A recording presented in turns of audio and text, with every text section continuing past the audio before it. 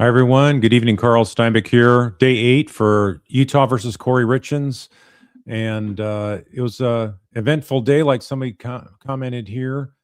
And we had more witnesses today, much more than yesterday. We only had one witness. Today there was 5 witnesses and, 6. And it turned out to be really impactful at the end. And I think we have a smoking gun. To me, it's like it seals Kouri Richins' fate. I think there's no doubt that a jury's going to convict her. I've been saying that from the get-go, and it's every day I'm finding more stuff out. Yep, that's confirmation that something a jury's going to look for. They're going to hang their hand on it, and they're going to feel like they're doing the right thing by justice to convict her. So, and she is showing more emotion than she did the first week, because this is striking right at a dagger right through her heart on how much she had messed up financially, and everything she was trying to prop up is looking like some superstar realtor and house flipper. Just really wasn't in the cards. She wasn't really able to do that. Had a lot of different people funding different things, but they were just crushing her financially. Everybody was basically taking advantage of her, I think, financially, to try to pull the swings on this. Not talking about Eric, but I'm talking about these different lenders and whatnot. And it just continually got worse. And it was basically her house was burning down, the house that she had her business in. So anyway, so first one we had, I'm just going to go with some of these initial ones real quickly. I'm not going to recap too much of them at all. In fact, so LaShonda Rogers, she was from New York Life, and she was the one that as a senior representative in their call center, she talked about what they had for records involving Kouri making calls to find about the life insurance. And so let's just show this here.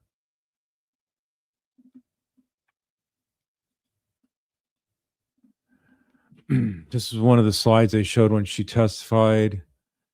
And look at the highlight portion here. This is on January 2nd of 22. Eric Richins, he was a partner. This has to do with like the C&E business. So you see Cody Wright also up there, the policy number.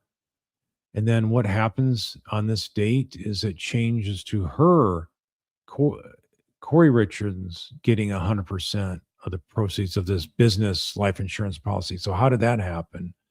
You know, and they talked about how that came from the same IP and login address. But was that Kouri? It looked like it was Kouri. That's not something that that it would be for Eric to do. So that was highly suspect there. And they did say it's when they did check into it, it looks like the IP address was or the email address was Kouri's email. So anyway, that was highly suspect. Next, we had a guy named Brian Freckleton from Freckleton Financial Group. He had known Eric since 2007 and had been doing life insurance for him as well. And he talked about the buy-sell agreement that he and Cody had with the C&E stone masonry business, and how partners can buy themselves out and whatnot. So I'm going to jump ahead to show a slide on this one. 103, 24-ish. So this is some of the different insurance policies that apparently that he maybe would have been a agent for New York Life. So they had multiple $1 million policies on each other to protect the business and each other.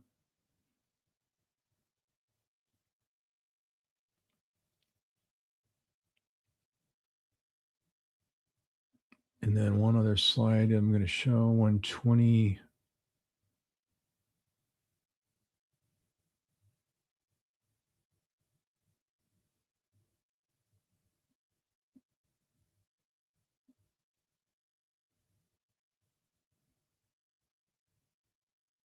I think I got the wrong timestamp on there. Sorry about that.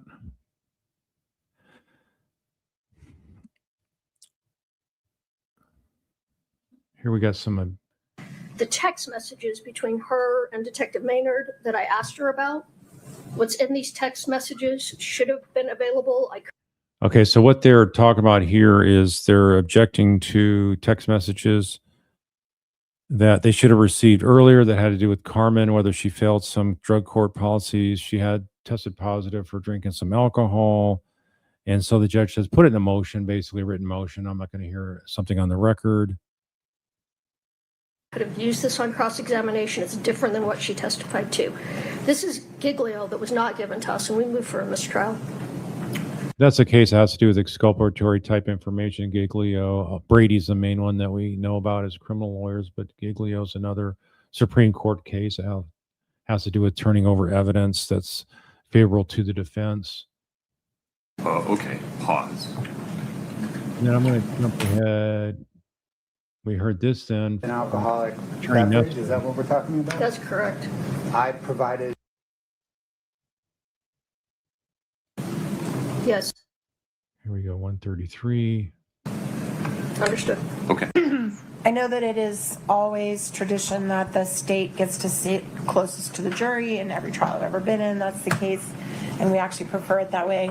But we are getting reports from individuals who are watching this matter on television that particularly yesterday, but also previously to yesterday, that members of the prosecution team are making faces at the jury during our cross-examinations, and we would ask that With respect, I have a better view of this than any of the cameras. I haven't seen anything like that. Okay, well, we've asked for the timestamps and we're going to try to provide it to the court, but all I'm asking is just a gentle admonishment that that's not appropriate and to try to refrain from doing that to the extent that is happening. Also, the second concern that I have is when Mr. Bloodworth is tendering the witness to the defense, he's making a statement that I believe the defense will have questions for you. We do believe that's, I'm sure it's not intentional, but it's burden shifting, and we would ask that he not make that statement at the conclusion. We're not required to ask them any questions. Right. So we would just ask that that no longer be stated to the witnesses in the presence of the jury. Yeah, that's a matter of law. I don't view that as any instruction to the jury or comment regarding burden shifting. If you stand up and say you have no questions, you have no questions. I'm not going to admonish anybody for anything that isn't happening. The only faces I've seen are counsel at me. And so I think we're well within the proper bounds of appropriate conduct from what I can see from here.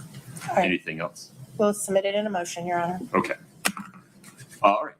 Mr. Bloodworth, anything That's before? some ticky-tacky stuff going on there. Next, we heard from Ann Coates, and she also works for a life insurance company, LMFG Life Insurance, and she talked about apparently like an online application or written application that was submitted by apparently Kouri, and it was for a $100,000 policy. And she talks about how in the part where it was filled in for Eric's information, that they had like some of the wrong social security numbers. The last 6 digits are transposed, so they weren't. I guess maybe they're accurate, but it looked like they were cut and pasted by that, I think is what she was talking about. So here we look at it.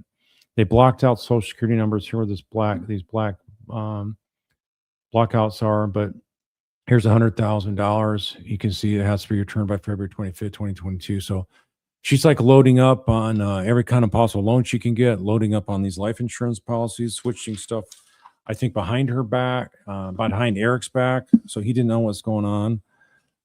Next, we heard at 149 how she got the money, believe it or not, because it took over a year to get her arrested for this murder. The life insurance companies wound up paying out. So those that she was listed as beneficiary on anyway. A partial premium refund and state interest that was added to the $250,000. Okay, the state would ask to offer and publish, yeah. No objection. States 7-12 is admitted.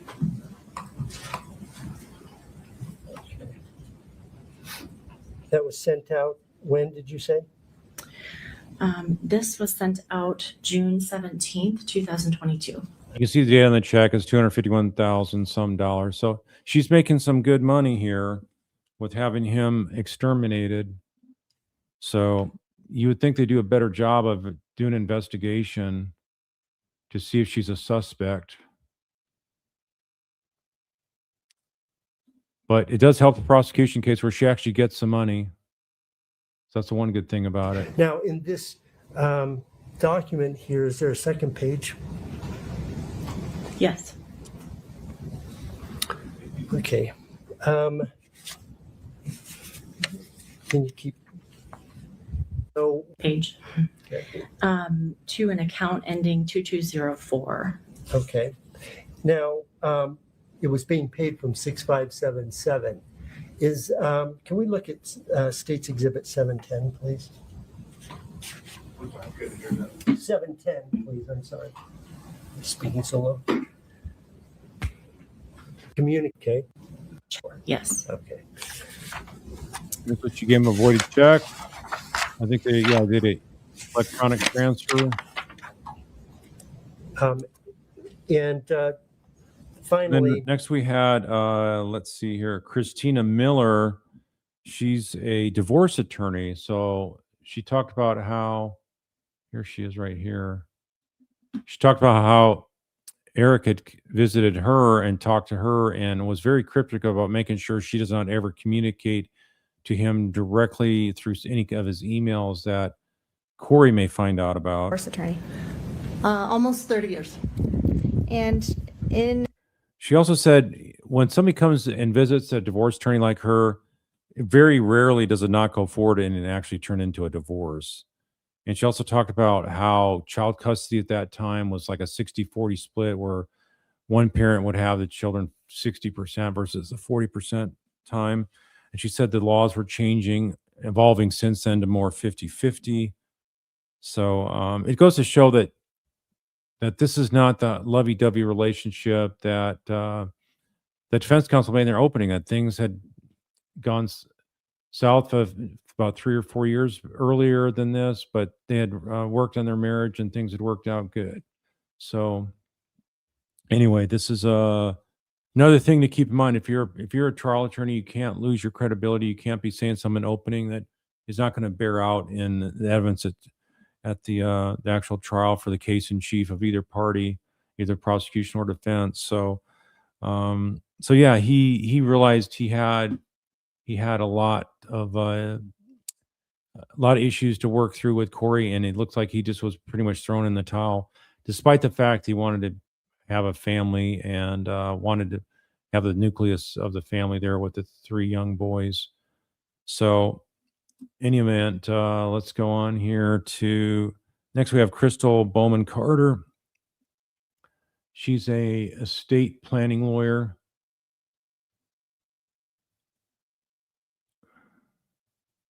They had a lunch break. Here she is here. And I'll play a couple seconds here. She went through some of the different documents pertaining to the C&E business as well as his own will and whatnot. Passed to his wife, which is Kouri in this document. okay. And if we could go to section 3, please.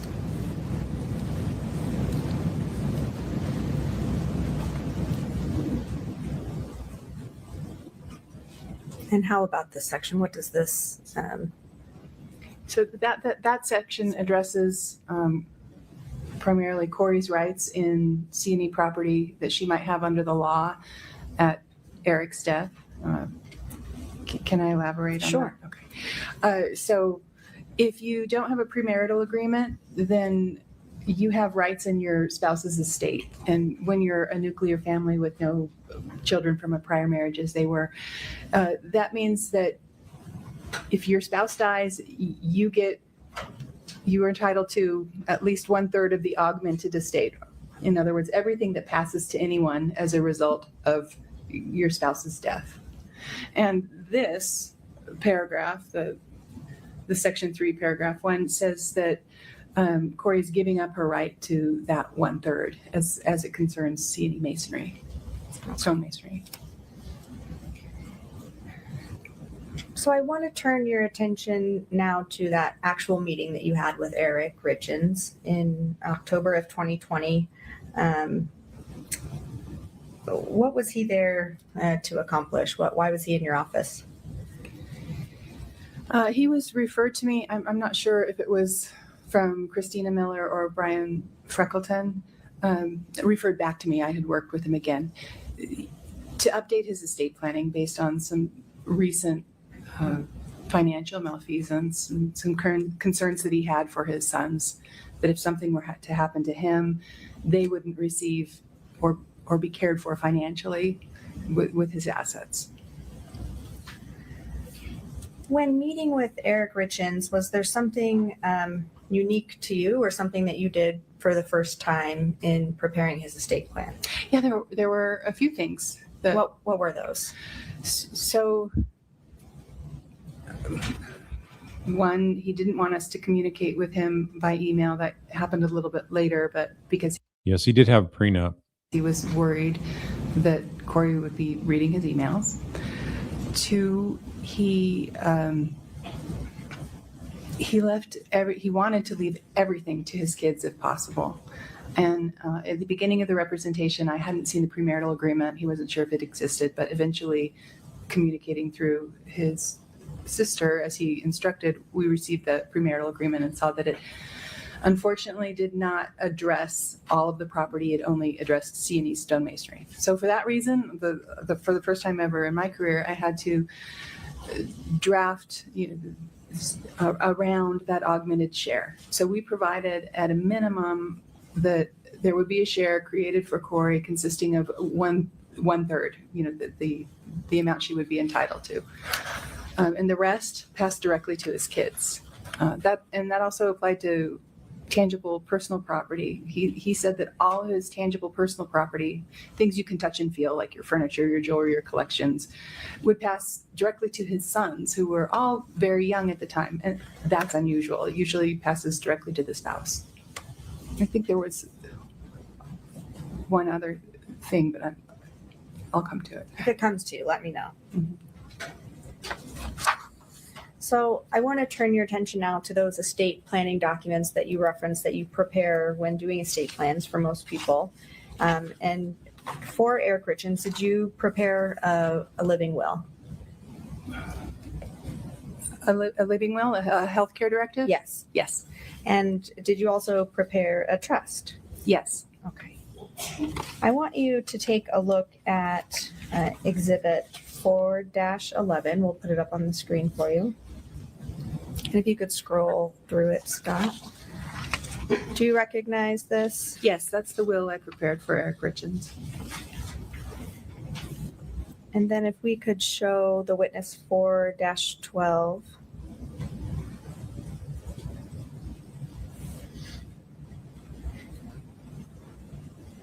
Do you recognize 4-12? Yes, that's the trust I prepared for Eric Richins. Now, in the book you have who is Not new going to show also you, see then you, I'll right? move on. If we could put up 4-11, please, and publish to the jury. RTV isn't the Four greatest. letters up. And so this is Exhibit. the will you described that you prepared for Eric Richins. Is that correct? Correct. I want to go to section 7.03, please.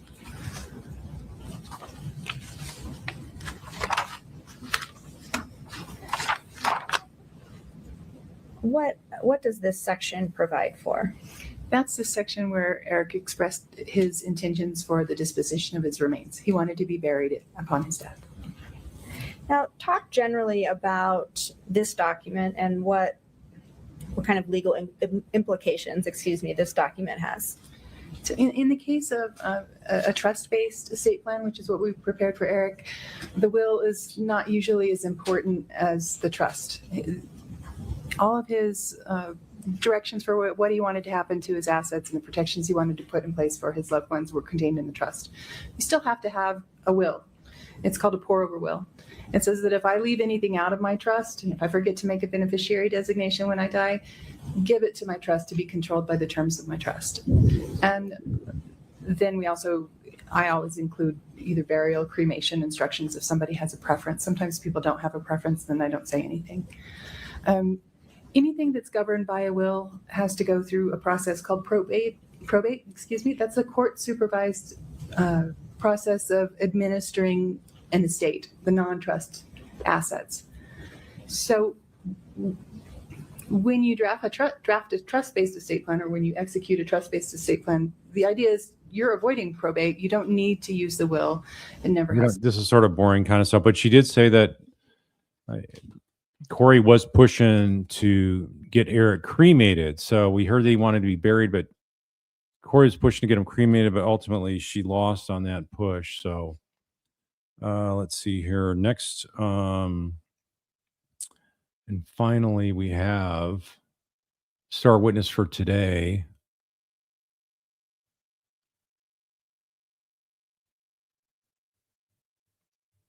And this was really a weird scene to start with him walking in the courtroom. Let's watch this.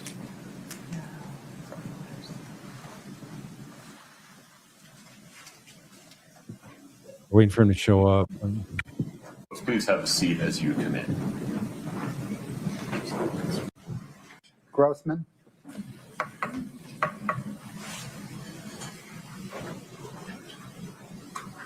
His name's Robert Josh Grossman. He goes by Josh.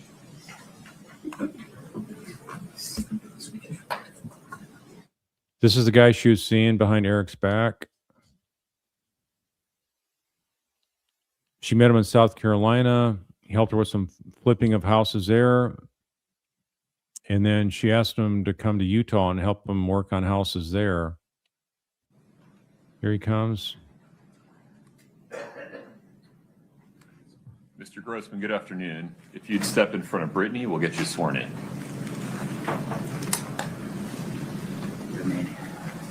You please raise your right hand.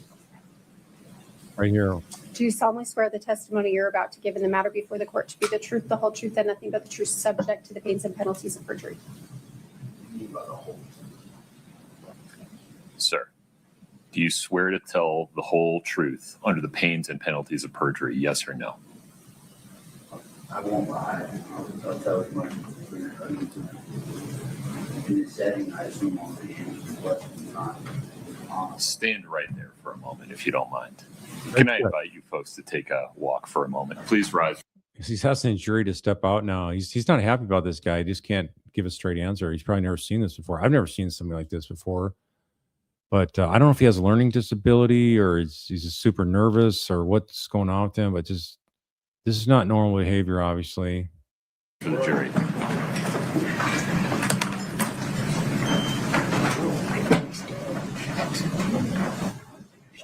Just pause for a moment.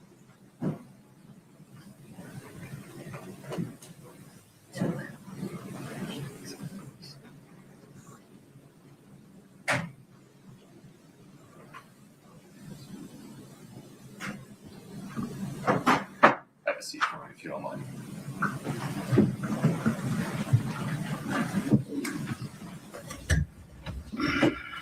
Mr. Grossman, do you understand the difference between what's true and what's not true? I do. Do you promise, under the pains and penalties of perjury, to tell the truth when you're asked questions? Absolutely. Anything further, Mr. Bloodworth? No, Your Honor. Ms. Lewis? No, Your Honor. Okay. Would you bring the jury back in? Yeah, he served in Iraq many years Your Honor, ago. instruction that he's taken enough. I'll make it clear.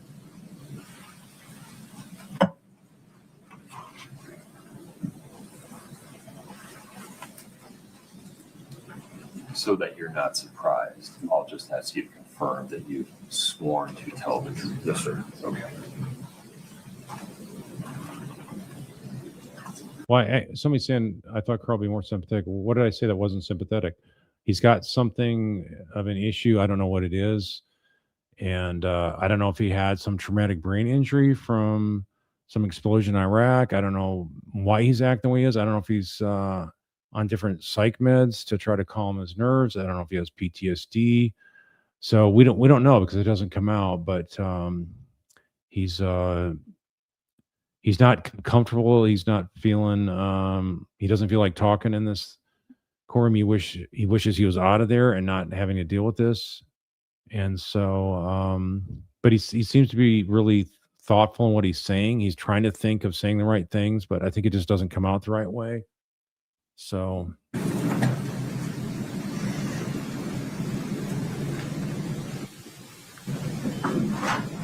and he also probably feels some guilt. He talks about that towards the end.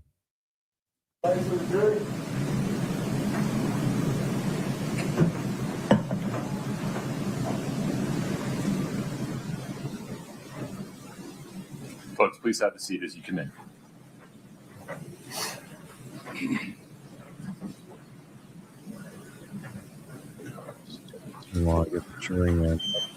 Please have a seat.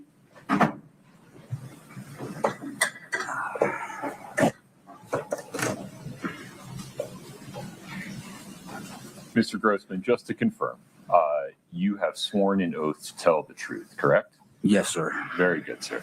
Mr. Bloodworth, please proceed. Thank you, Your Honor. What, sir, is your name? Robert Joshua Grossman. And I think he might realize that he had been played, and he really loved Kouri and thought they had a future together. But yeah, I don't think Kouri took him seriously. Sir, do you know Kouri Richins? I do. How do you know her? I've known her for, I don't know, a decade probably at this point. We met in South Carolina. She was flipping a house, and I answered, and a help wanted ad. Then did you come to know her in South Carolina through helping her flip homes? I did. Did there come a time you moved to Utah? Yes. When, sir, was that? It was just as COVID was kicking off. So 2020, I believe, or early in the year. And why did you move to Utah? To work with her, help her flip houses. And when you moved to Utah, where did you stay? Initially, I stayed at a flip that she had acquired in Heber. I had my dog with me. We do live-in flips, me and the dog. Yeah. Yeah, I mean, this guy's basically living probably on the floor, and he apparently didn't even have a vehicle. We don't know if he had a vehicle or not, but we'll hear later that Kouri bought him not just one truck, but then traded that in and got a second truck for him. Don't know the value of any of those trucks, but he was really cheap labor for Kouri. So this really helped her try to offset all those other extremely high rates of interest she's loaning money for. And so he's critical to her surviving financially on this house flipping thing, which she wasn't, and she was going under. So even he couldn't help her out by basically just working for free, just for food and whatever handouts she gave him. Other than accommodations, did she pay you for your service? We didn't have any contractual agreement. She took care of me. I lived for free. She gave me money whenever I needed it. I just, I liked her, so I'd work for free. Not that she didn't, pay me. She did from time to time in lump sums. And did she also give you a truck? Yes, she bought me a truck. 2 of them. Bought me one, traded it in, got another one at one point. Didn't trade it in, gave it to her mother. Yeah. Did, sir, there come a time when your relationship turned romantic? Yes. About when? Same time, just before driving to Utah. So right about the outset of COVID. Right. Scott, can I get Exhibit 3-1, please?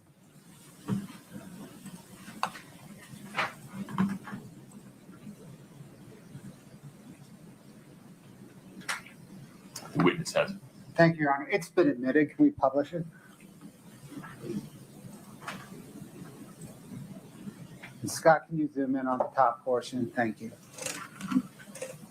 Mr. Grossman, do you recognize that document before you? I mean, I know what it's alluding to. I know of it. Yes, sir. And did you know about a trip planned to the secret St. Martin's Resort? Yes. So I'm going to take a look at the. She had $4,200 to take that trip when she's like bouncing checks left and right. So she bought this a couple months before the murder. So was she expecting a lot of life insurance proceeds? Why else would she do this? Book this trip in advance that far out. Passenger name line. There's some initials there.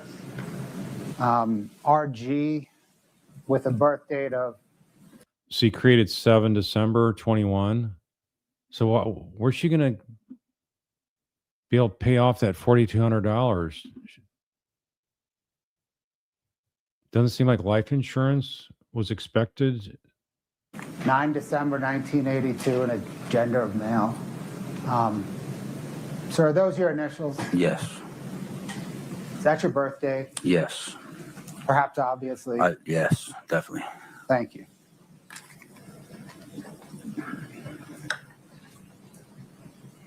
Did you and Kouri Richins at some point plan to go on this trip? Yeah. She. I think that was a birthday present. So she's going to do this behind Eric's back, and he's not going to find out about this at all? Does that seem plausible? Were they so far apart from each other? He's going on his hunting trips, and she can go wherever, and he's not really tracking what she's doing. Is that the case? Or was this a situation where it didn't matter what Eric thought because he wasn't going to be around? And this is a way to lure him in to help him to build up that mansion. I remember seeing a text or something. She sent it to me.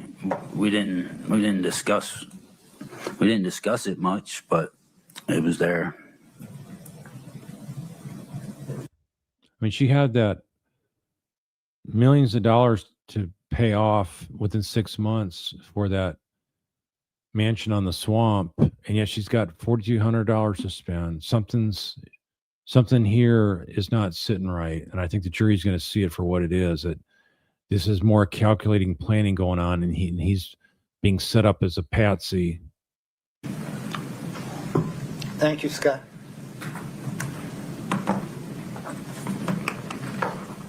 She needed a lot of free labor out of him on that mansion. A lot of free labor.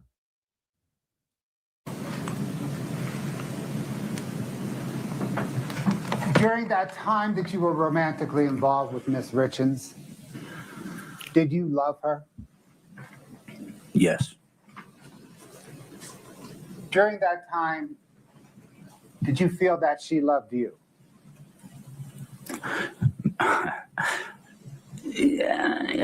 Yeah.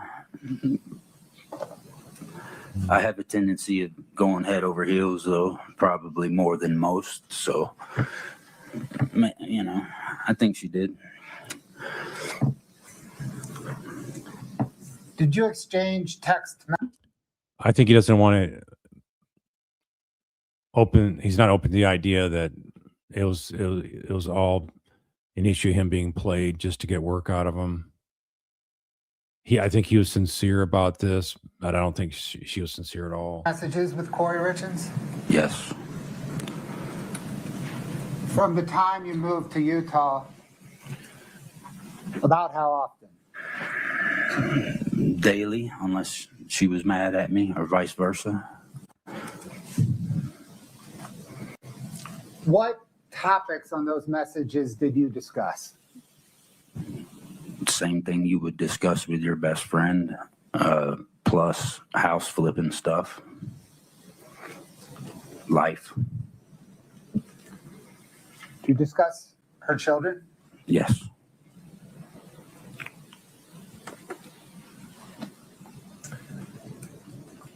Sir, I'm going to show you now some text messages between you and Ms. Richins.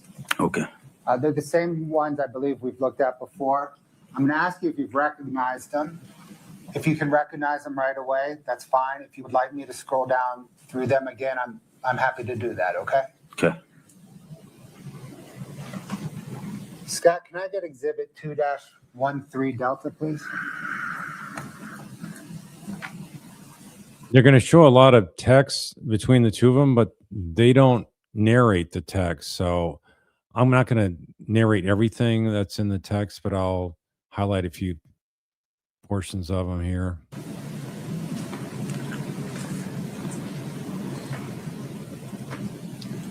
Can you just kind of scroll through the whole string without zooming in? Just, yeah.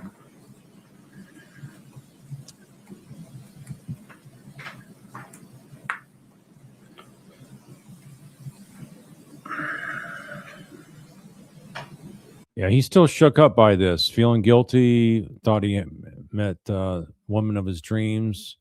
And it was all, I think he doesn't want to admit it, but it was all a lie, and it all unraveled not long after the murder.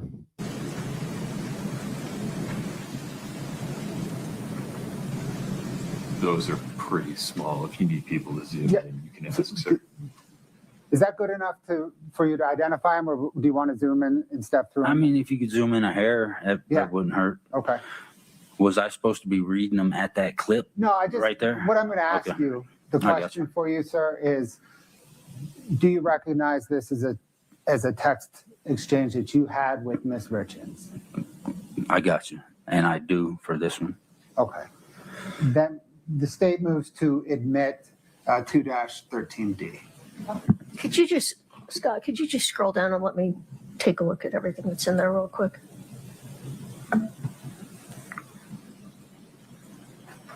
Now, this will take a little while here. Keep going.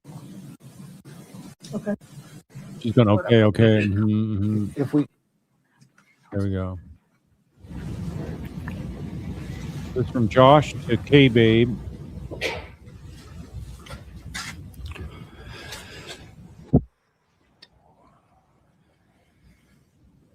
He's saying it's draining to love you and pretend to be an idiot. I don't want to avoid things with people I love, thoughts or problems. I want to communicate until we know each other better and solve stuff together, not by myself, for each other. Like and love you, baby. I live too much through this phone, though. So he doesn't see her enough to his satisfaction, and that's what he's frustrated about.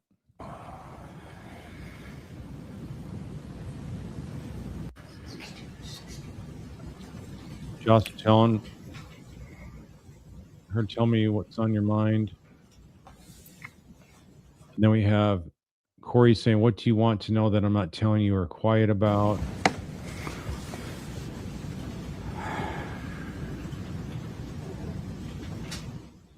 I want to know everything about you, he says to her. It's part of being in love. Not tonight, though. I don't want any info tonight. We're good.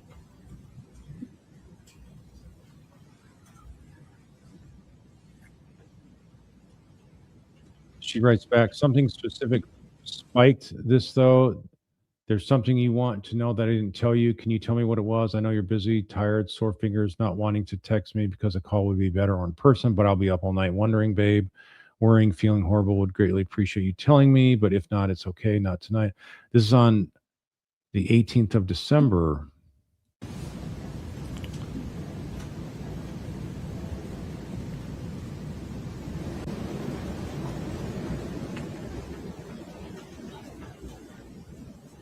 And he's saying he can't text it. And saying if you lived one day on my phone, you'd get it. He's saying not mad at you, know that.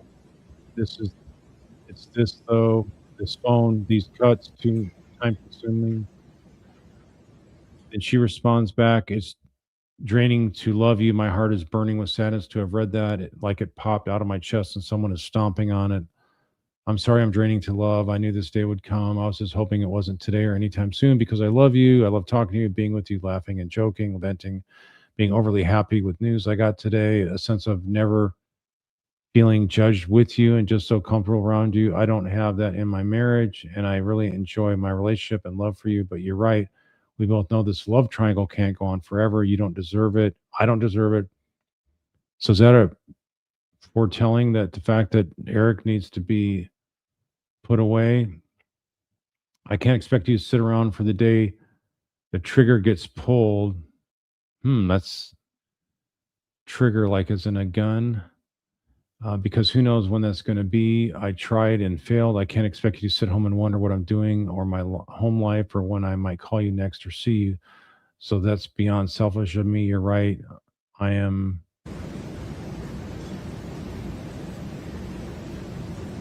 Sorry I didn't see it until then.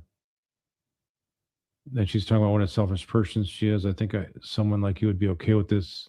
How could I think someone like you would be okay with this for the rest of your life forever? And how selfish for me not to step away and listen to you live your life without the constant wonder. Your love is draining. I'm so sorry, babe. You're right. It has to be exhausting. And how dare me be okay with that? Is she okay with it because she's getting a lot of work out of him? And she's got the monster of all flips coming up? She needs that cheap labor.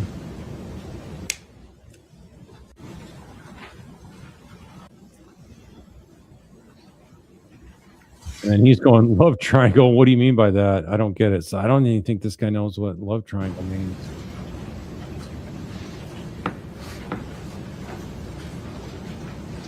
He's clueless that he could be played here. She says, well, I'm married and you, me, our relationship, I don't know what else to call it. I'm in love with a man that's not my husband. That doesn't look good for the defense.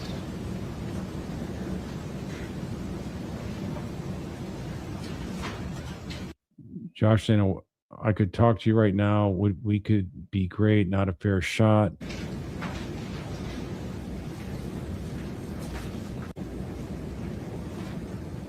So I went misinterpreted text once again. Then she writes, I meant what I said yesterday. I'll always love you, handsome. If it's okay, we can talk tomorrow. I want to go to sleep as happy as I was when I woke up with you this morning. Okay. So apparently they were in a rental house or something. So where's her kids that night?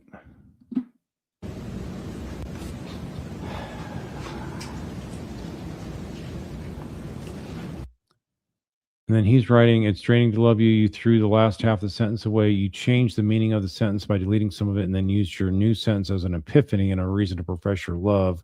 Triangle of Eric and end it sooner with me. That's what I gathered from that. Chopped liver over here.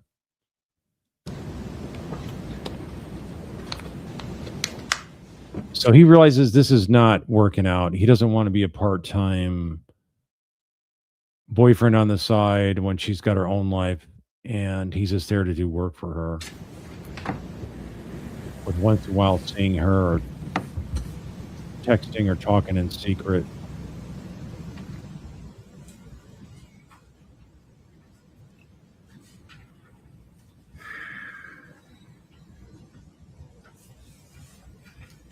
He's calling her a goofball. Kouri answers back, I threw the last half of the sentence off because it's almost as bad as the first pretend to be an idiot. I took that if we were going to ever address an elephant in the room and recognize what's really going on here, the bigger picture, profess my love for Eric. What? That's not what I'm saying either. Okay, so right there, you're saying you don't love Eric. You took love triangle and changed it around to professing my love for Eric, and that's what it's all I was doing. So he took it literally like a love triangle, like she loves both him and Eric. And she then clarifies to say, I'm telling you, I'm in love with a man that's not my husband. That's three people. She's just married to the guy that she's, I think, saying she doesn't love him. Want to make a circle with three people. It just doesn't, you just didn't the exact thing I did. Assumption, misinterpreted a text.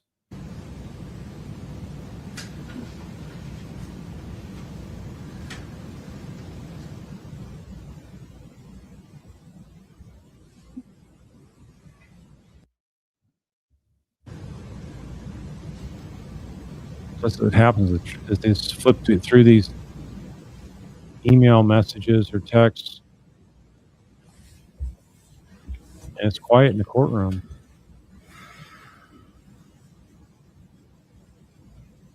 And I guess they're just held up as long as the guy Scott wants to hold them up.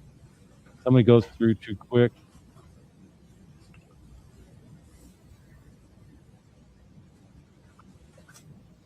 Josh Dan, I think if you love me now, then ending it sooner will be good. Because if you don't, you're going to fall in love with me in ways you never thought you could. That is a guarantee. Speaking of guarantee, last night with no mean counts is your guarantee. Let's not say it's such prior, so it doesn't count. So anyway.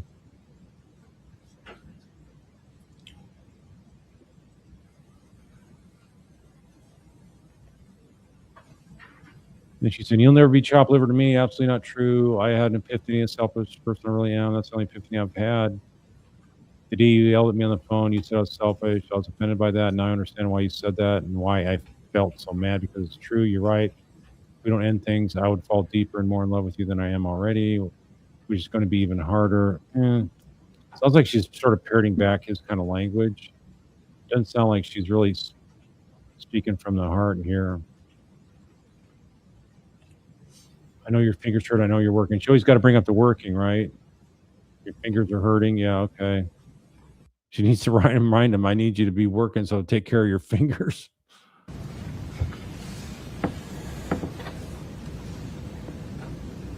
And then he writes, "And no, if you're going to be mad at me, you need to come see me and do it in person. If you're going to say goodbye forever, because that's what you want, do it in person. Or better yet, just love me. Love me like you have no choice in the matter. I want to be my best for you. I want to be us to be ourselves for each other." It sounds like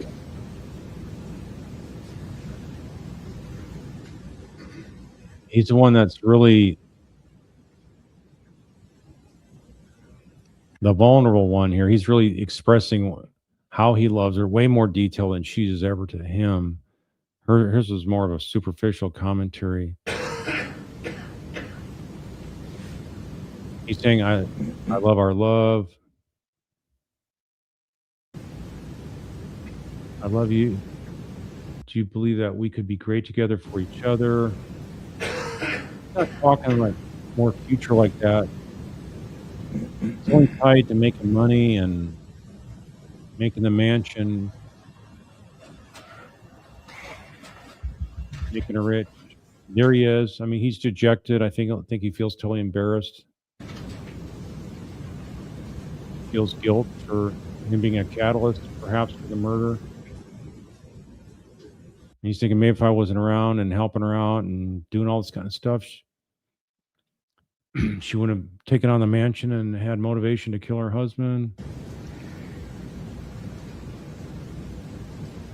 I'm not mad about anything. I promise. Saying goodbye. We promised to do in person. Both know it was coming and happening the day it happened. It's not what I want to do.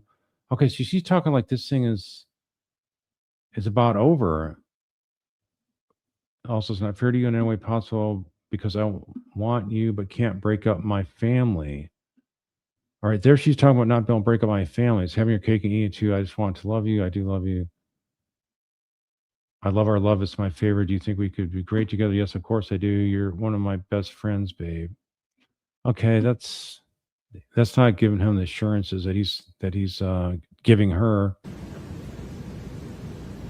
So there she's saying, I can't break up my marriage right there. 12:18. So she's stuck in this marriage. But guess what? If this marriage blocks her from getting her dream flip house on the swamp, maybe that's going to change her mindset.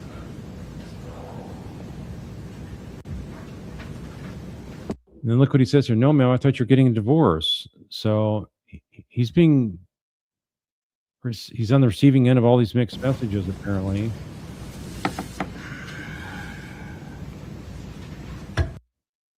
She goes, that's what I'm saying. What if that's in a year? You're just supposed to sit around and wait for me? No, I would never ask that of you. So she said she don't want to break up her family, but she's saying it will take a year. So which is it? It's all this stringing them along like a Jeff and Cab. Of course, I'd wait a year. If you're coming over on the 3rd to say goodbye to me, you're not invited. Wow.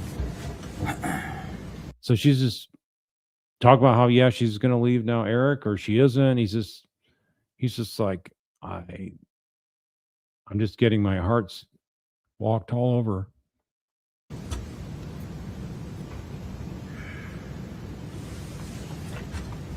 I'm going to jump ahead here.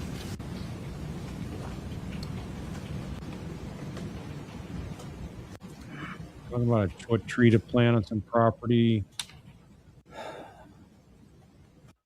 He's doing stuff like I love you, and then he has Kouri's name vertically spelled out. K stands for kind, O for outgoing, U for unique, R for romantic, I for inches away from signing her divorce papers and falling madly in love with her soulmate. Wow, okay, so now he's thinking she's really going to make the move.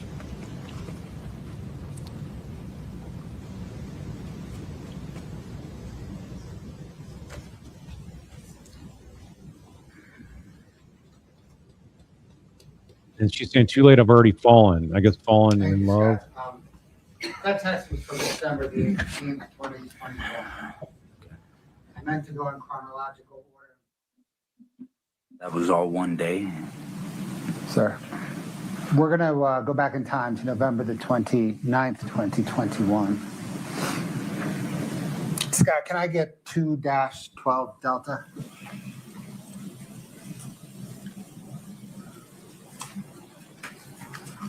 Can we scroll that through that for Mr. Grossman and counsel, please?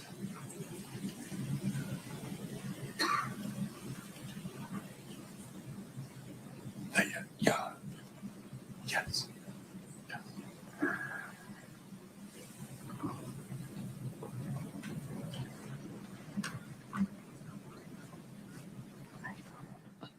Yeah.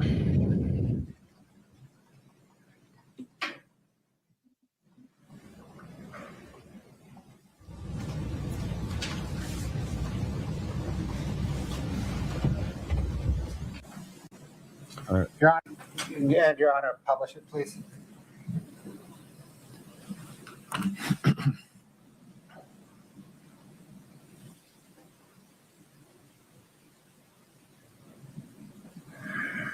One second.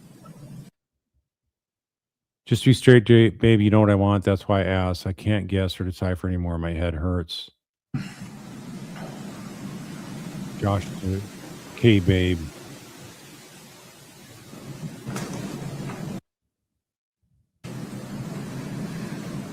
And here's what Kouri talks about here in the answer back to him on this is going back though in November 28th. So I'm not sure why they didn't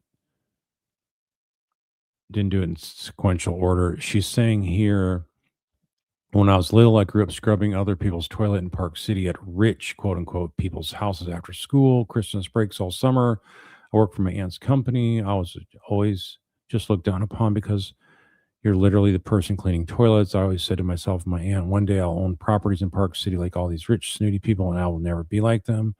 Tomorrow I close on 3 properties all in the same day, 2 being in Park City. That was a huge deal to me. All caps, huge. Biggest accomplishment to date career-wise.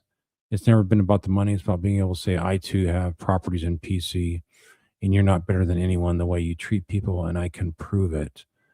Tomorrow is a really big deal for me, self-accomplishment-wise, to sit and reflect and be thankful.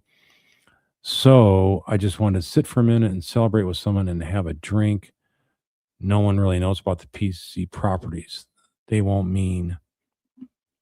Again, this November 28th.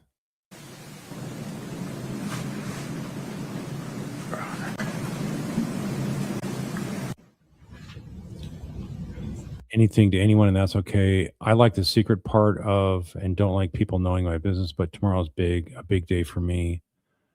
So that's all. Just want to see if I could find an hour where we're both free just to toast new beginnings of life and celebrate. That's all.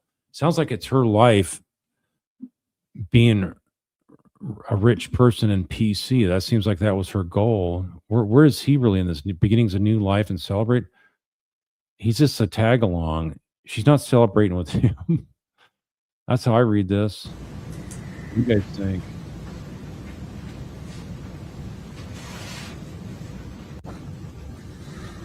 She's writing back. Hope you have a great night. Not a whole lot of follow up.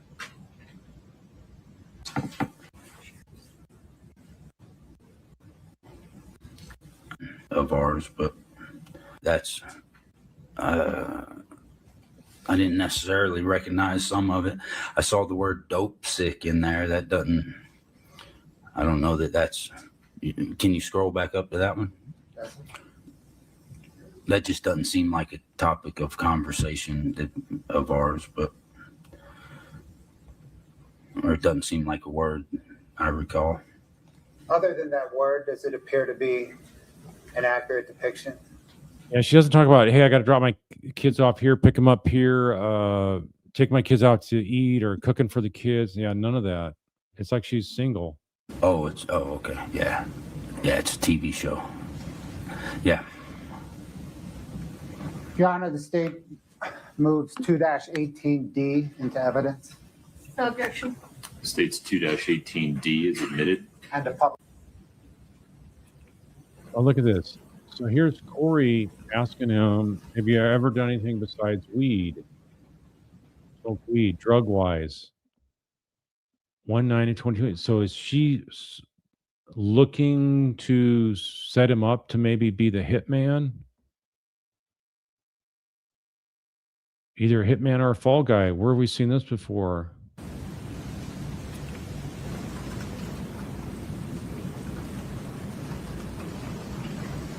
Yeah, pretty random. We've already had this talk. No, we haven't, says Kouri. He's like, I would have remembered. I'm just curious, she says. Why is she curious about his drug usage? His ability to find drugs? Yes, we have more than once, too. The first time was at Chili's, me, you, and Ronnie. Oh, he has good memory of that. She has no recall? Well, what did you say, she says. Yeah, because she wasn't that into him. She wasn't trying to find out his details and remember details about his life, right? She needed him for flipping houses. What does she care about his drug history? As long as he's flipping houses good. Yes, I've done other things, not all of them, not often. You, he says to her.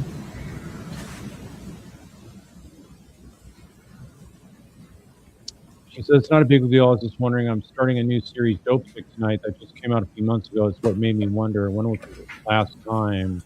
Nope, not me. He writes, I don't recall. Are you sure prescriptions count? Like years ago? Nope. Well, if prescriptions count, then when I had Weston. That would be your son.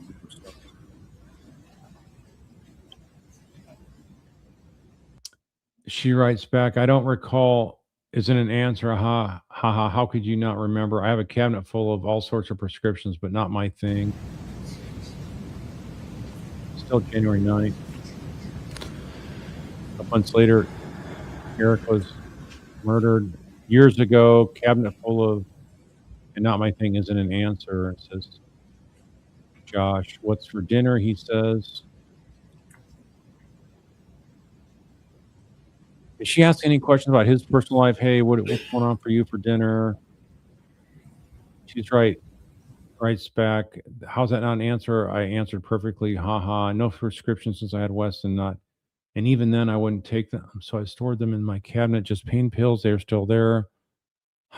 Pills and drugs are not my thing. If prescriptions count, then years ago, go for drugs and prescriptions for you.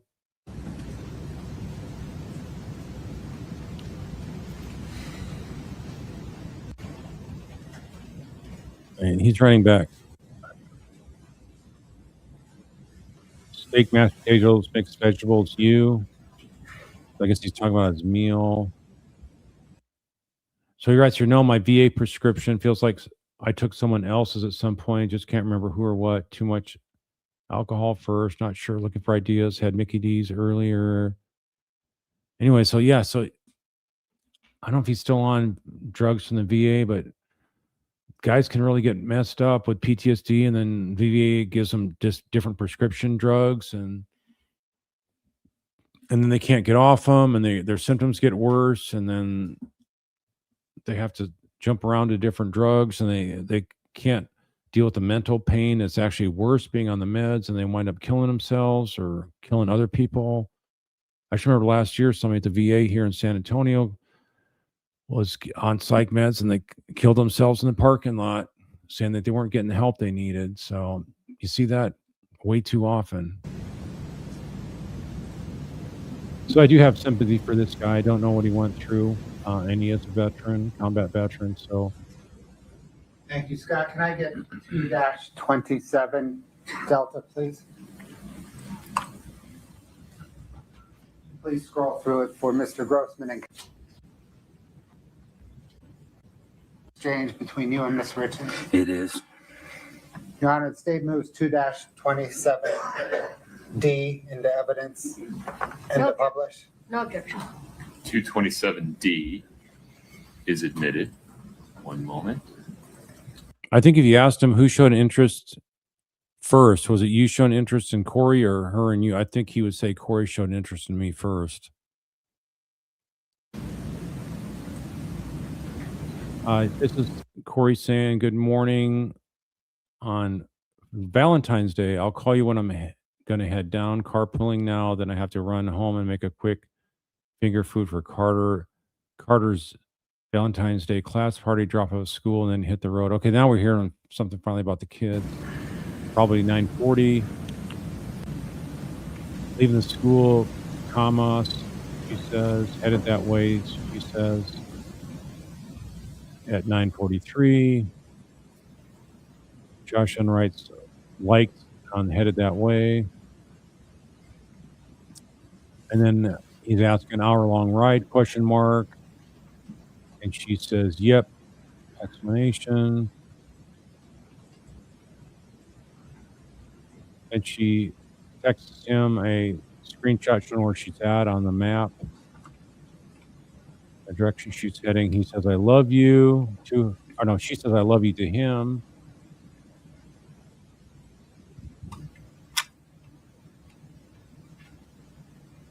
And then she says, I love you, want to be one of my Valentines. One of my Valentines. She writes, I love you again, 6:30.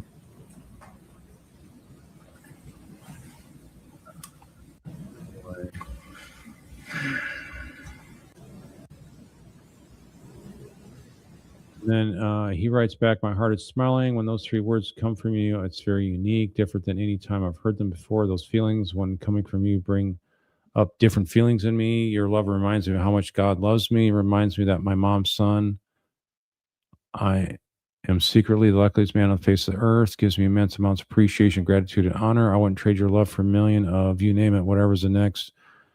Darling, you better believe that I'll be one of your Valentines. Will you be my Valentine tonight? I was writing this on the way to Salt Lake City. I know you feel the need to apologize, but just so you know, I'd like to see you on phone calls. Oh, you can't see the rest of it. So this guy is pretty much definitely wanting a long-term relationship with her. Says I love you most. Scott, can I get 2?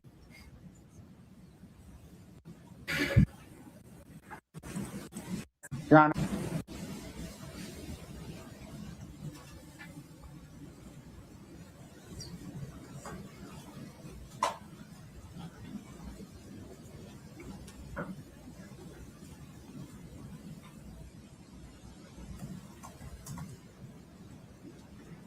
Here's more emails. She's talking about work again, work-related stuff, or he's sending that to her.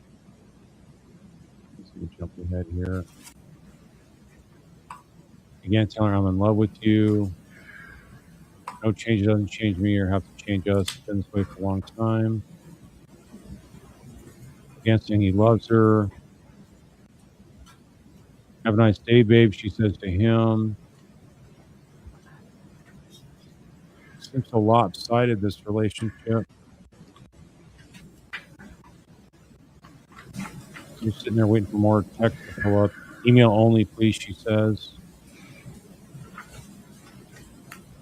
And she's talking about KW, I think that's Keller Williams, a real estate agency around throughout the United States, are hard to work with because their brokerage doesn't allow for them to decrease their commission, and we only want to pay 1%, but would totally still chat with her. There she's saying that she misses him. She wants him to stay every day. She wants a future together. We want you. Figure out life together. Now she's talking more serious with him, but let's see, when is the date of this? This is 19th of February. Okay, so this is only a couple weeks out from the murder.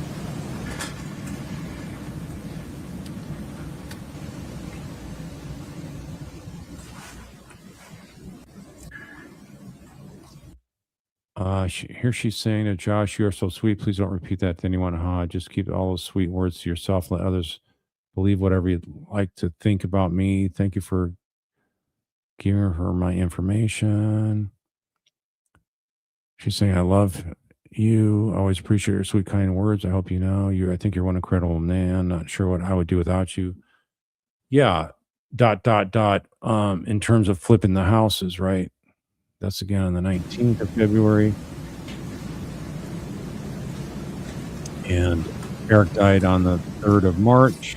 There's a couple weeks difference. Let's jump ahead here.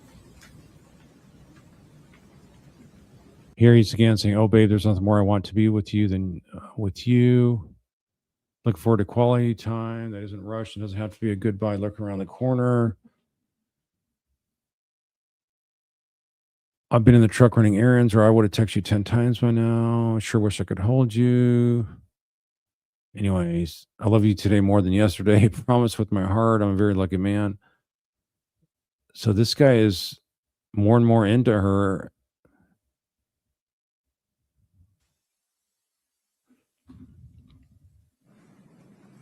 After you take 5 breaths, will you line the jury back up? Thank you.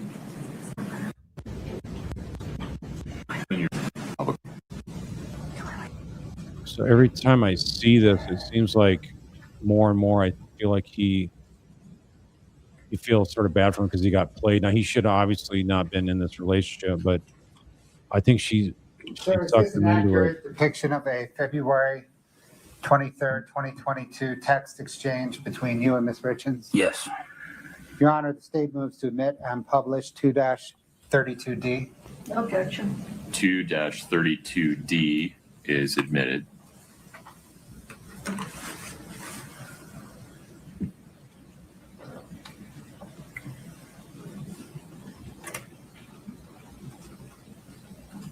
There she's saying, "Hi, babe. Hope you had a great day. It sure was a cold one. Hopefully you dressed warm. Super tight can see, but understand work is busy sometimes. I want to celebrate some semi-good news with you tonight." That's the 23rd of February. Get it? We're starting over. Hope I can see you next week. Going back to this text here. If there's anything I can do for you, please let me know. Yes, I had soup for dinner. Make it home okay.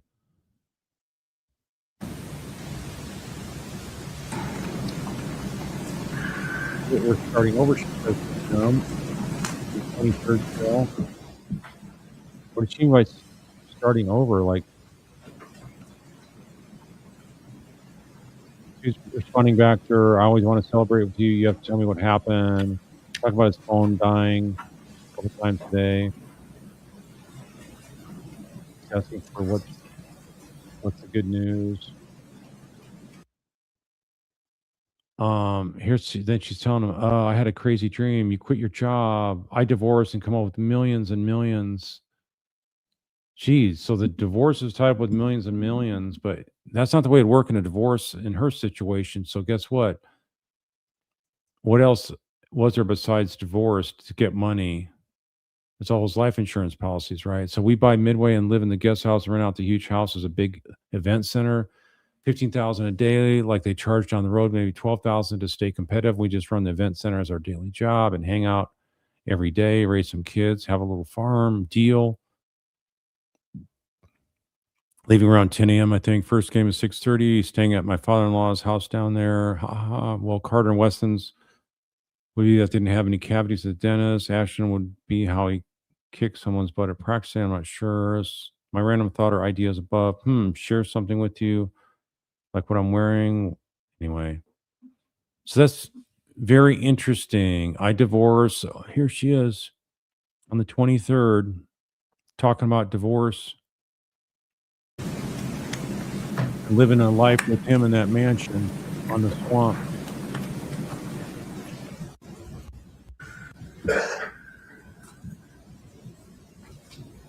And he's responding back saying, "Well, that's some pretty powerful daydreaming. Not sure if you're saying that you had a dream while you were asleep or if you have a dream while you're awake.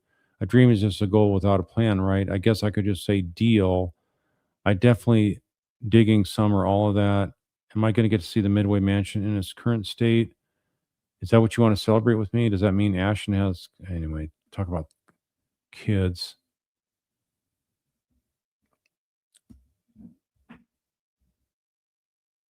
And then she writes back, "I've been thinking about that dream for weeks. Not possible, but it's fun to dream. Maybe another property when timing is better. Sounds kind of crazy though, right? I'd love to show you Midway. It's insane. Crazy, crazy place." Oh, that means yes. Ashton had a cavity. Not sure in California yet. Her title work is a mess. I'm working through it. We extended closing until the 4th, but I don't see that happening. I think she's talking about maybe going to California. I think she is going early one morning, spending a night or two, and coming back super quick. She writes back, "JK, I know you love me, babe. Why do you ask?" And then he writes, "I wasn't really asking as much as finding another way to tell you again. What are we going to celebrate today?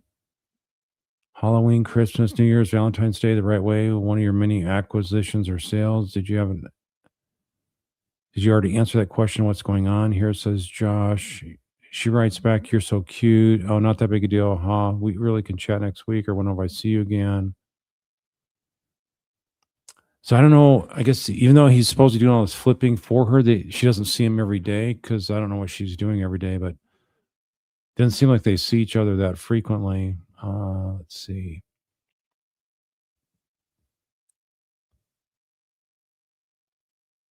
Then he's writing again. I won't even go into that. She's writing to him, "You're so cute, not a big deal." Adam didn't come through on the funding for Midway, which is the mansion. Matt did, though. He's really going to fund it for me. I just need to put down 300,000. But the good news is it's really getting funded. That's all.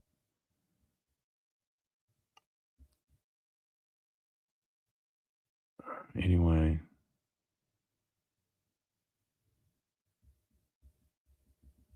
We have some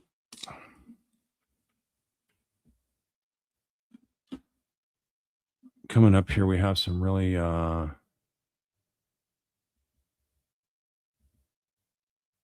incriminating emails. She's writing, "Love you, love you, love you. Thank you for always being my support, shoulder and rock. I need you all the time. Some things I could just never do without your encouragement. You have no idea how much I appreciate you." This is the day before. And then she's talking about showing him a text with the funding coming in. 100% financing on that mansion.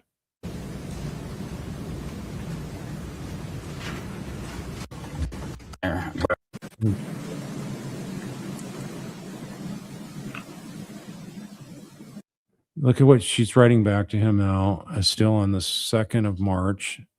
The next night, it's when Eric is murdered. She's writing, "Life is going to be different, I promise. You're one hell of a patient person. I hate your hard days. I wish I could be there to turn around for you. Give me a few days. Hang in there until..."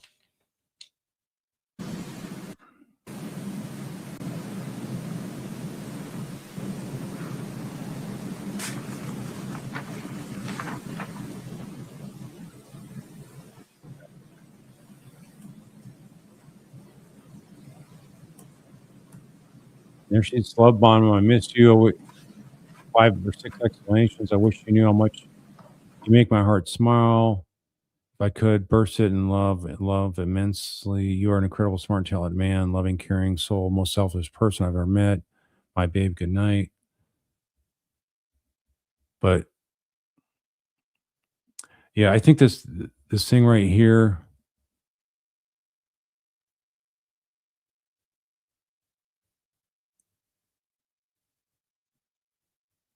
To me, you're worth millions a year. She also says in this text on the second, I'm honored to be your friend, best friend, actually, lover, go to life is going to be different. One, yeah. Give me a few. Can I try Friday? Give me a few days. Hang in the try, please. So, is this where she's talking about? Give me a few days, and Eric's not going to be there in the way. This sounds really incriminating to me.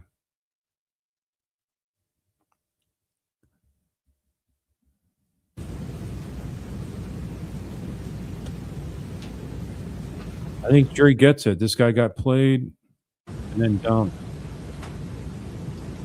She was in jail Scott, can you go to just or not able to afford to do flips anymore with this, all this stuff swirling over her head where she's looked at as a potential suspect. 2-39D?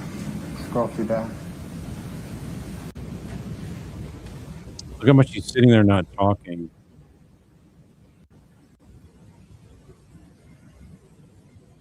There's Eugene, the dad of Eric.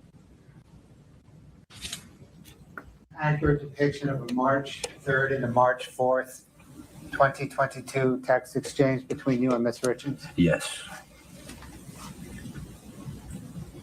Your Honor, the state moves 2-39D into evidence. No objection. 2-39D Look at is that. admitted. Squeeze in his eyes, ready to think of this. Man. Just pause for a minute. Okay. You just want to go back there, feeling guilty.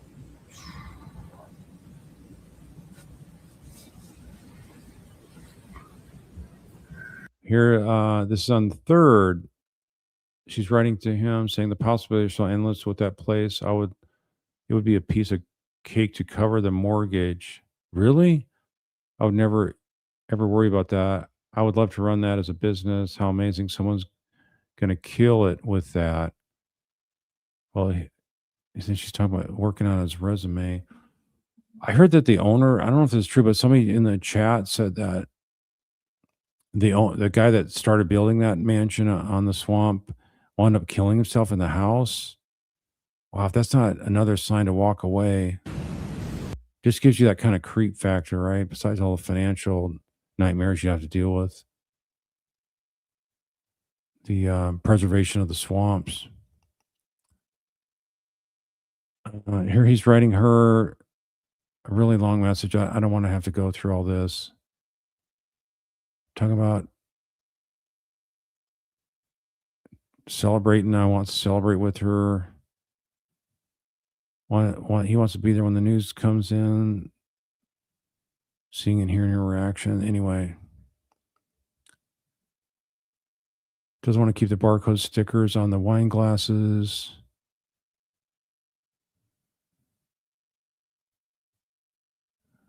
Calls her an absolute knockout of a rock star, real estate investor, and amusement park owner. Anyway, it's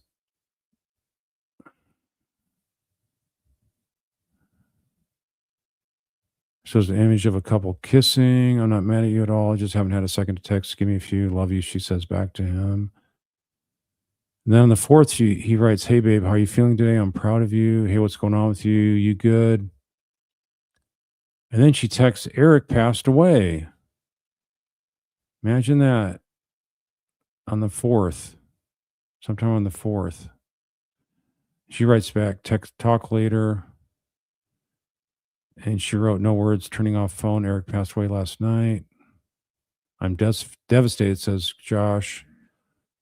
He says, I can't comprehend. I don't know what to say or do. I want you to be safe. You're You're everyone. What happened? Who are you with? And then she writes back, 3 a.m. called the ambulance. Been up since then. People, family, friends still here.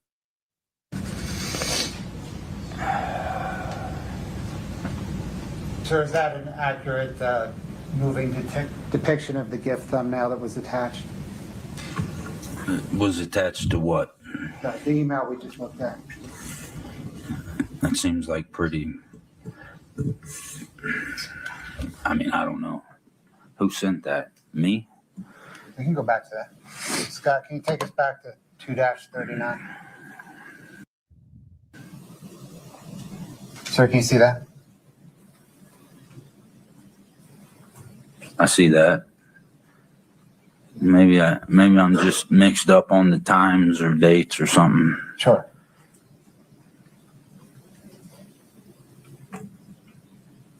I just, If you bring up the gift. if I sent that after reading what I just read on here, then I was,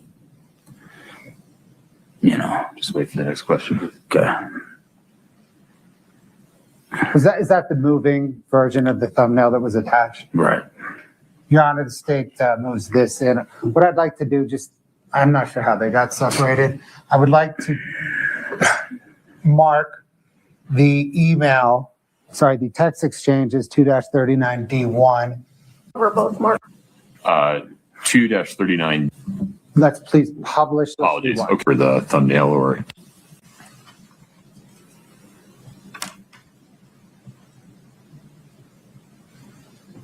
Thank you. All right. So, a lot of downtime here. 9D is.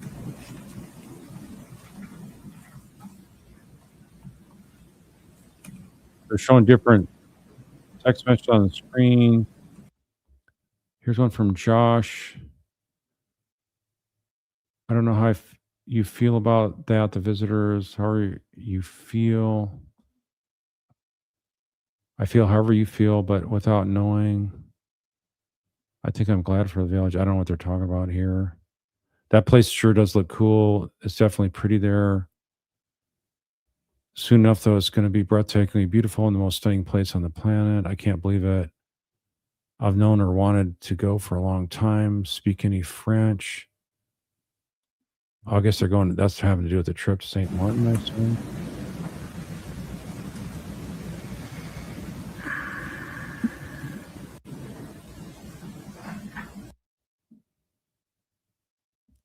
I'm just going to jump ahead.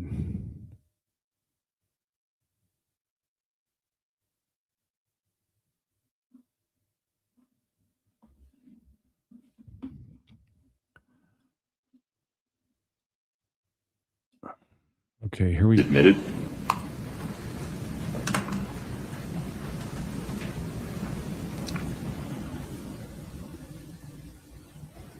I love you are being exchanged. This is on the 8th of April, over a month after.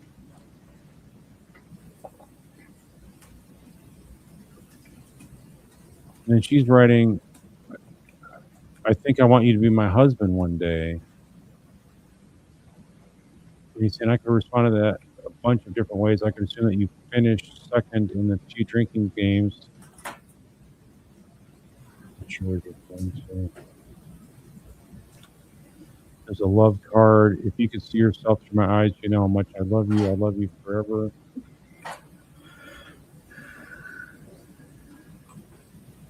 Sir, last one. 2-53 Delta Sky.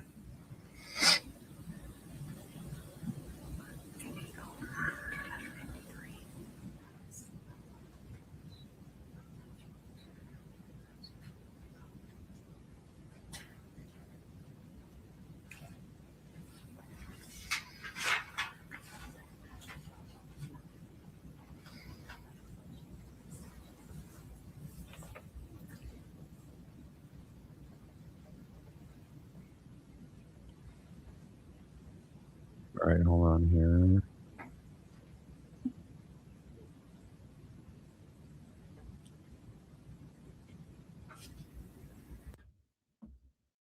I'd like to read it later, maybe.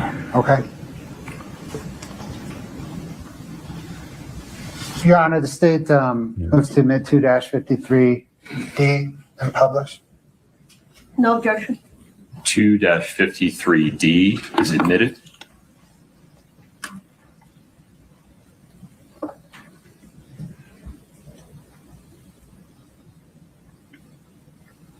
And she's talking about cops searching her house, 22 cops searching her house for 8 hours. Stuff keeps getting worse.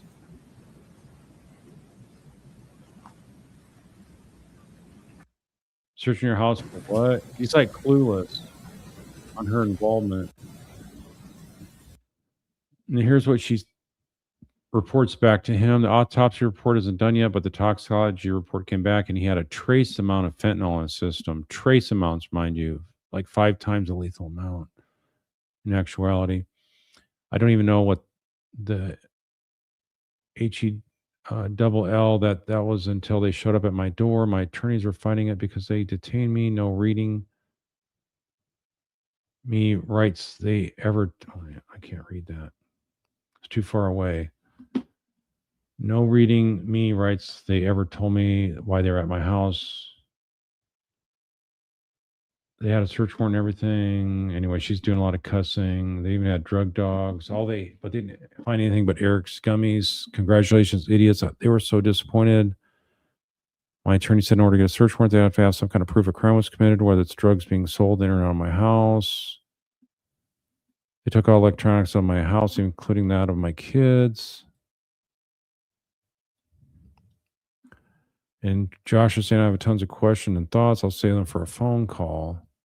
Call you in a bit, she says. What happened when you met up with him? I forget where we met, but we rode up into the Uinta Mountains together. Two vehicles, I think. I can't remember.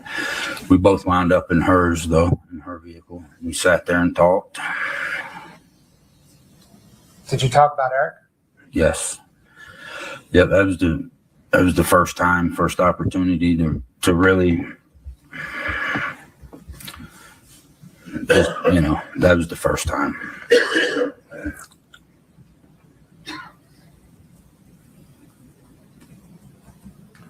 Did there come a time during that discussion that Kouri Richins asked you about killing? Do you want me to contextualize it? Please. So, yeah, we sat there and talked for quite a while, and I'd never seen her that way, obviously. It was a heavy conversation. And I'm not used to that with her.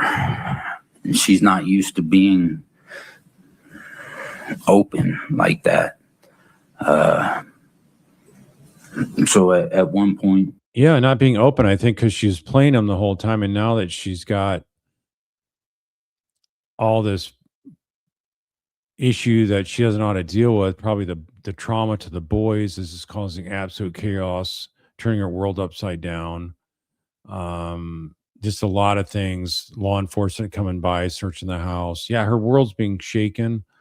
So I think that's probably why she's trying to ask him things like, hey, what have you ever killed somebody? Why would she ask him that at this point? Is she having some guilt over this? It's not quite turned out the way she thought it would. My opinion then, probably still now, looking back, was that, she was looking for any reason. I think she was exhausted emotionally. And I think she doesn't know how to outrun the law. I think she realized the law is going after her and she's worried about what they're going to find. Looking for a reason to divert the conversation away from herself, because she does that. She does that about lots of things in every normal life, And I think that's what she did.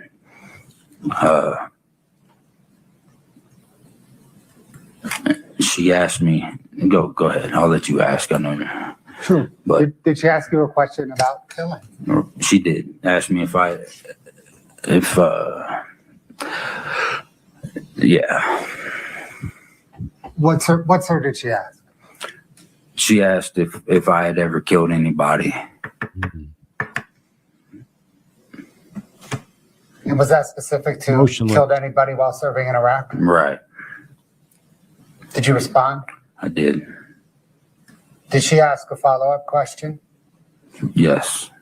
Sir, what was that follow-up question? She asked me how it made me feel or something along those lines.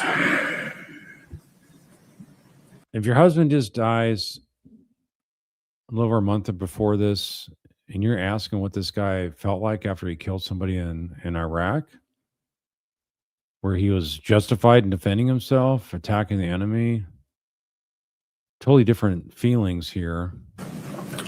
And then I answered her.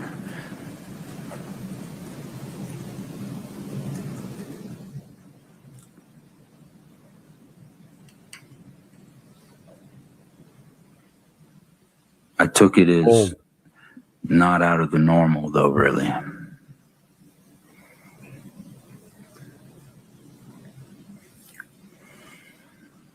Did you and Kouri Richins stay romantically involved after Eric Richins' death?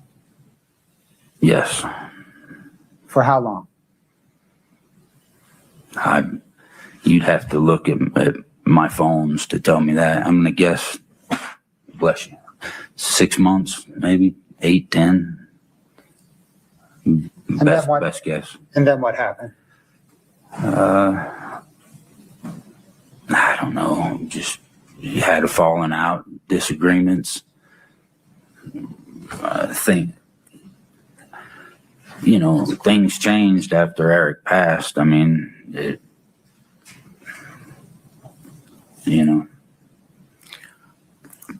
I don't know what to say. Things weren't the same. So I don't know if that led to us parting ways or what, but there was a lot on both of us. You know what I mean? Understand. Thank you, sir. I don't have any further questions.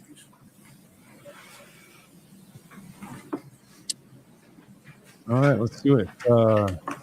Defense does here. Oh, do you need to take a restroom break? Maybe we take a restroom break? I don't want to cover everything for defense. So just Let's get a sample flavoring of it here.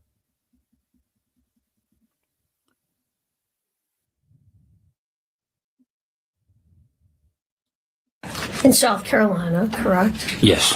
And was that question between Yeah. first one, I believe, is State Exhibit 3-1, and this isn't actually a text message, but let's pull that up. And this has been admitted. That is not it. I don't believe. There we go. Thank you. All right. Publish this while we speak about it.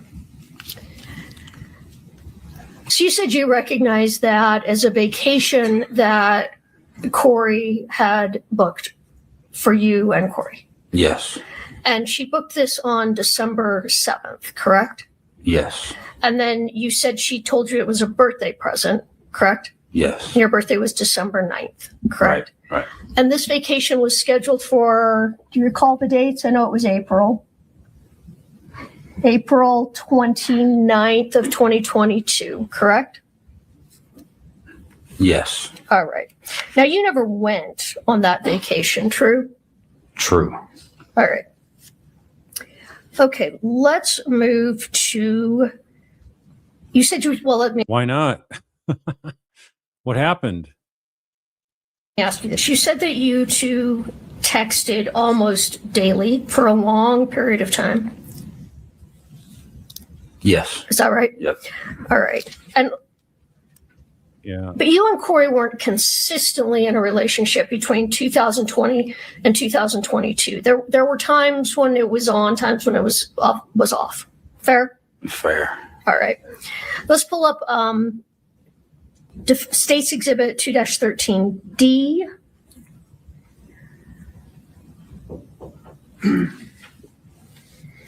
And if we could pull up page 10 of that text, Katie, and blow up the blue bubble, I think. I can't read it at all in here. Okay. They don't make a whole lot of points. Okay, so you didn't go on a vacation. Okay, well, is that really such a huge thing that, oh wow, the jury's going to go, oh okay, well that it never happened, so it wasn't a big deal that she was planning this vacation. It sort of negates it. No, it's still really damning information. Very damning information. So this series of text messages took place December 18th of 2021, right? It says on the bottom there. Yes, ma'am. And these messages were part of a conversation discussing ending your relationship, correct? I'm gonna need a minute.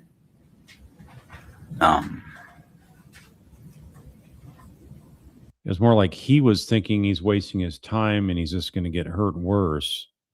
So, do you need to look at more than that one text to determine that? Maybe not. I don't know. Can you maybe show him, or do you need that blown up? Yeah, if you could zoom in a little bit, that would be good. hey, consider Okay, chopped liver.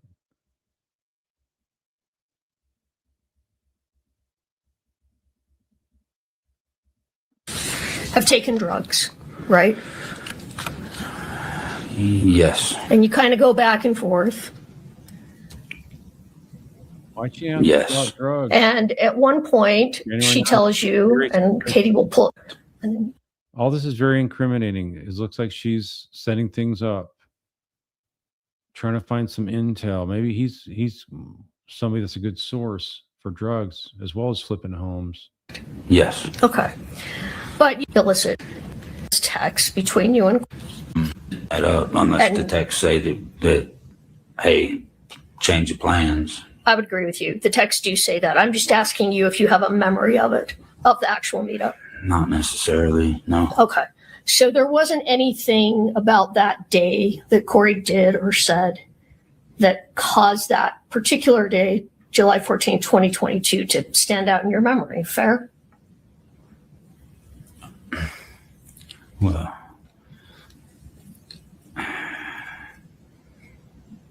no, I can't remember where we were, and that's not That's fair. It's a while ago. Okay. And it's not that nothing memorable. The next. All right, let's go to page 3.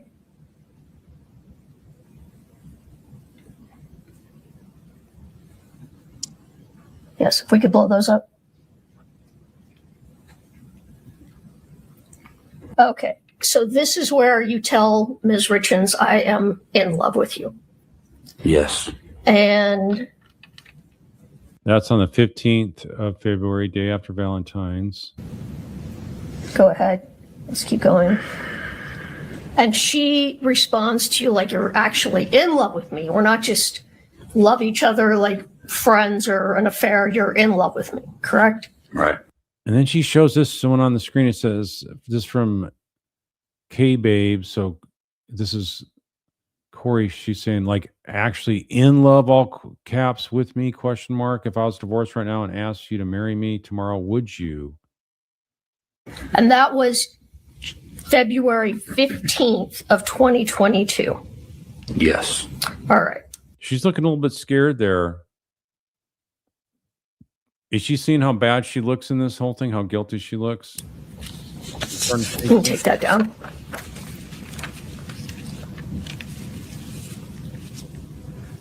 Okay, I want to move to March of 2022. If we could pull up State's Exhibit 2-32D. I think it's page 3. It's on February 23rd, 2022. Do you see that at the bottom? Yes. And she's talking to you about the property that has ended up being called the Midway Mansion, right? Yes. And that she has a dream that you could, and actually I think she describes it in the text before. You can go to that. Have a farm and a number of things. I don't know how Jen's helping. Yes. Kouri. Okay. And then if we can go back to the other one. But then she tells you this isn't possible. It's just fun to dream about, right? What you just highlighted, yes, ma'am. Yeah. So, Mr. Grossman, would it be fair to say that Well, if she actually winds up closing on it, then it is not such a pipe dream, is it? If she actually closes and gets that house and she files for divorce, why can't she make this a go with this guy here? the talk about a future together between you and She has no self-awareness of how bad her financial situation is. She's able to afford this mansion on the swamp. Kouri was really more a fantasy than a realistic expectation? My opinion? You want my opinion on it? Sure. I'd say, yeah. Yeah. More of something that maybe I thought I wanted, but didn't necessarily, like I couldn't picture it. And Yeah, I think she was asking about from Corey's perspective. Did you think that this was more of a wishful thinking on her part? in the future, you know. He's before Eric Richins' death, right? Day before. Or a day before. Yeah, about a day and a half, right? Because he died early morning, 2022, Oh, he or did. March 4th. Okay, if we can scroll a little bit. O'clock, I think. By 10:30, he was dead. A little farther. Now, in these texts, Ms. Richins is telling you that she's going to be closing on the property in Midway. Is that right? And this is the biggest deal that she's closed on, correct? Correct. Is it fair to say she was very excited about this, right? Right. Supposed to meet 8-D. Okay, here we Kouri implies that you're sad or having a difficult day, correct? And she tells you to just give her a few days and hang in there until Friday, correct? yes. Well, let me ask you this. When she told you to hang in there till Friday, was that because she was planning on meeting you for brunch on Friday? Objection, Your Honor. Do you know why Hold on. Did ask what? going to happen? The question regarding what he So Okay. and the closing on the house. Ever tensions forever. So this is Friday, March 4th, the day you were supposed to meet for brunch, right? Well, the beginning might be March 3rd, if I can see that. Yeah, I'm just seeing 3-3. Okay, let's scroll down. He hopes he gets to see it. Okay, we can start right there. See it. When you say it's official now, are you talking about the property or are you talking about something else? The Midway Mansion. What do you remember? What was the text previous, please? It was from you. It just says, I hope I get to see it. Do you know if you were referring to the mansion? That's what it sounds like. Okay. You'd have to go up another text. And I would run to love it as a business. I skipped a little, but that's the gist. Right. Does that, Following the you two are just late consent. Thought that section is different time-wise as to what shows on these texts. Jump ahead. yes, they were Your the mark. I'm not saying this is the case, but to me they appeared off by several hours. Like my text, something that I thought I sent at 11 a.m. would be 4 p.m. or whatever the case was. And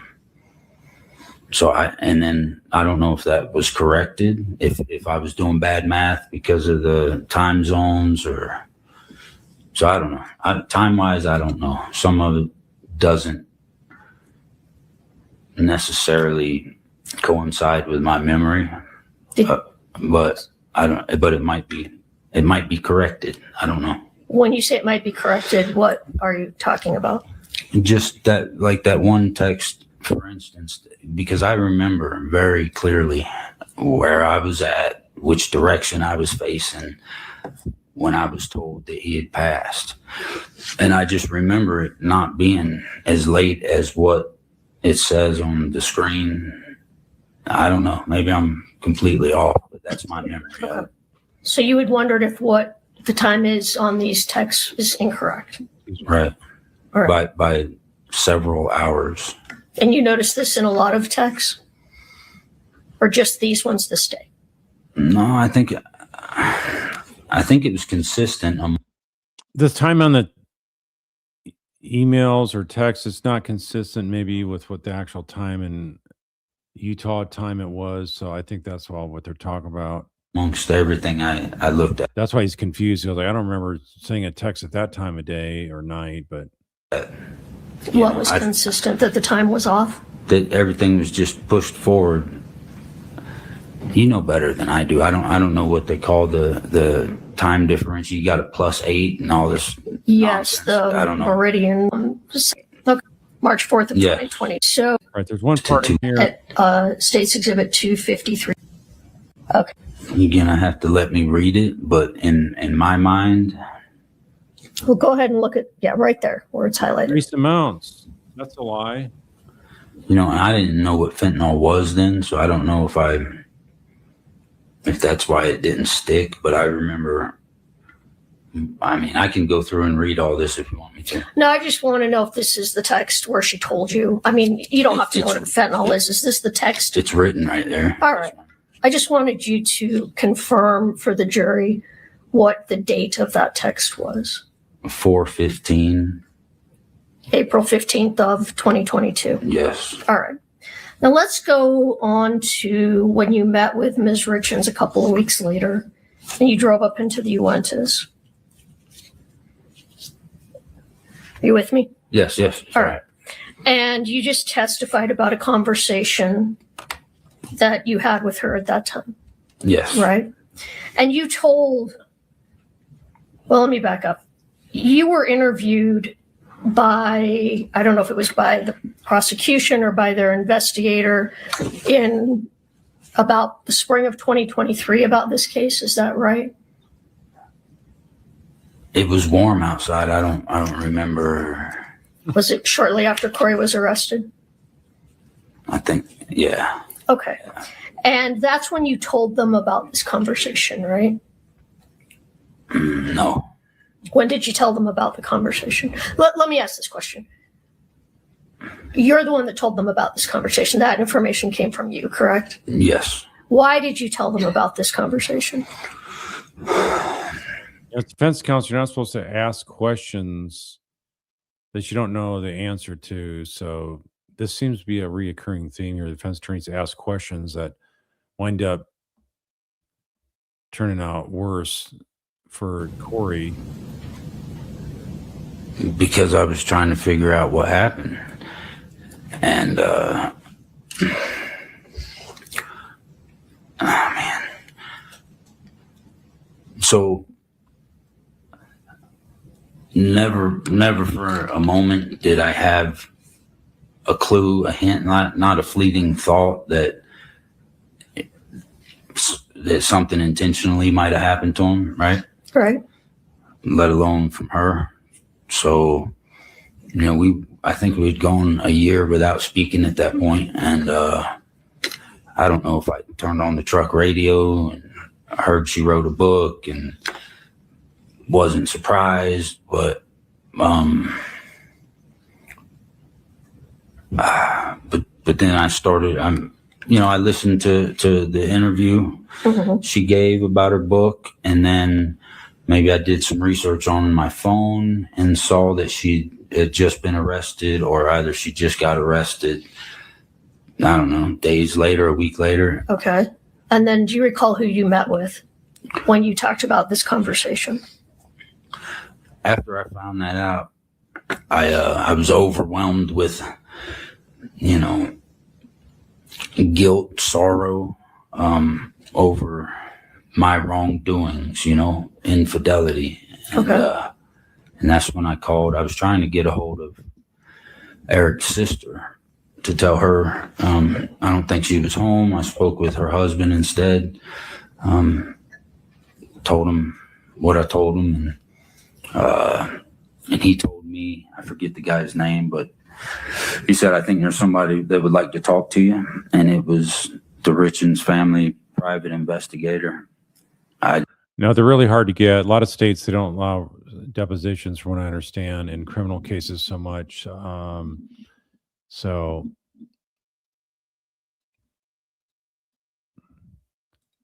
I think I called him immediately after I hung up, spoke with him. I don't recall the ins and outs of the conversation, but he told me that Kouri had done it, you know, that she was guilty. He couldn't tell me why, but she so the defense opened the door to this, like, cross-examination. You don't ask questions, you don't know what the guy's going to say. And yeah, if you don't have a deposition ahead of time, you haven't interviewed him ahead of time. I mean, yeah, of course, an investigator working for the family is going to think that Kouri's guilty of this, but to have this set of a witness on your cross-examination is really a bad move by the defense counsel here. And that changed everything for me. You know, I was blown away, and then I'm like, yeah, the jury's going, yeah, well, we've been knowing this for a while now. This seems really like overwhelming evidence.